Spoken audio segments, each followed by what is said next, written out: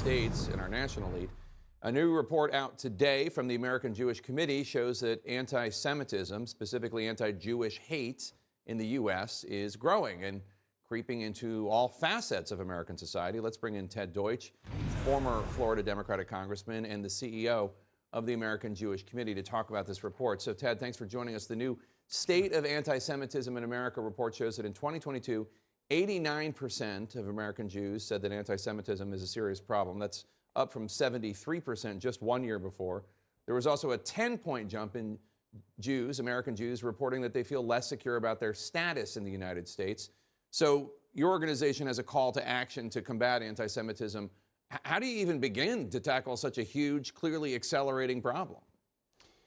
Well, it starts, thanks for having me, Jake. It starts by acknowledging the moment we're in and the importance of the survey. The number that really jumps out of the survey is that over 40% of American Jews feel less secure living in America than they did just 1 year ago. That's a 10% increase from last year.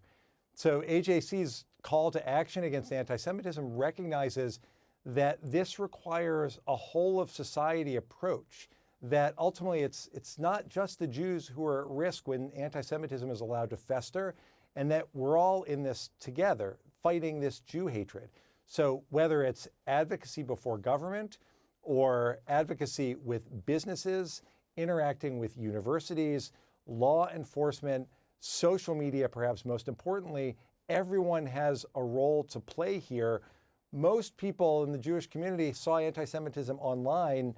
85% of young people saw anti-Semitism or experienced anti-Semitism online, and people are changing their behavior as a result, afraid to even show that they're Jewish. Just over a week ago, San Francisco police arrested a man who allegedly had fired a replica gun inside a synagogue. That was just days after a man allegedly threw a Molotov cocktail at a New Jersey synagogue. These attacks are not infrequent. They're, in fact, alarmingly regular.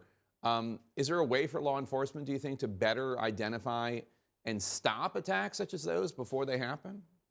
Well, look, the reporting from the hate crime reporting from the FBI was woefully inadequate. We need to do a better job identifying the challenges that exist. We also have to work together to confront this. Jake, what you describe is happening more and more across the country. And as you know, it's not only those kinds of massive threats, but on a regular basis now across America. Where I am in New York now, especially, visibly identifiable Jews are the subject of physical attacks. So there has to be a real focus. We need the resources to help secure the community institutions.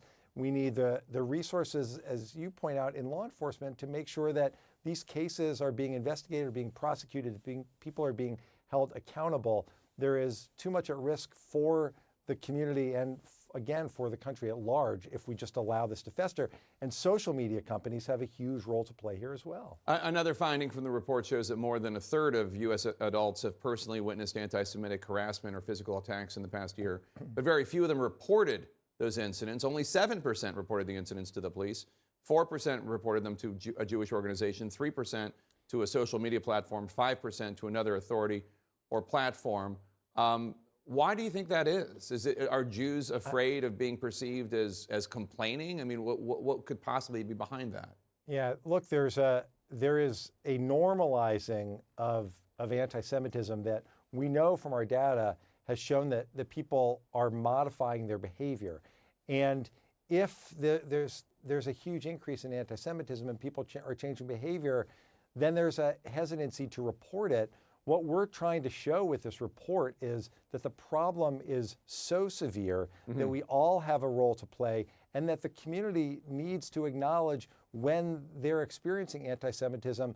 That's how we're going to be able to come together to confront it altogether. And lastly, Ted, tomorrow marks 5 years since the horrific murders in Parkland, Florida, at Marjory Stoneman Douglas High School, where 14 students and 3 staff members were killed. At the time, you represented that district in Congress. How is the healing process going for the Parkland community? And are you feeling at all hopeful, given the fact that since that happened, there were sweeping changes made in Florida law, and there have been other changes on the federal level. Well, it's not the political changes that give me hope. I mean, the healing continues. It's going to continue to go on. I'm in touch with the families still. I so admire the courage that they show. But if there is something that should give us hope, it's what the young people accomplished in after Parkland, not just in Parkland, but around the country, elevating the issue of gun violence, advocating for change, forcing change. We've seen that everywhere around the country. That has to be a takeaway for us, even as we reflect on 5 years. It's really hard to think that it's been that long. It was the most impactful moment of my tenure in Congress, and the community continues to deal with it. All right, Ted Deutch, thank you so much.